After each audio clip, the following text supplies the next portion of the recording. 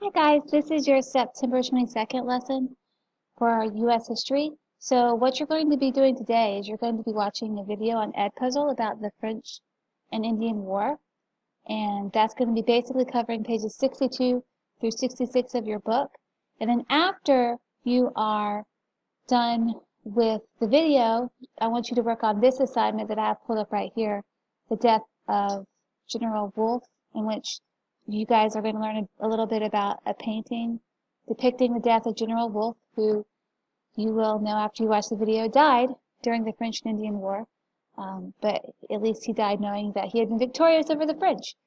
So I gave you some interesting information about the painting, and then there's two questions for you to answer at the end. And I'm going to have shared this document with you already at the beginning of the week, but I am just letting you know within context that this assignment is due on September 22nd after you have watched the video about the French and Indian War. Thank you. Bye.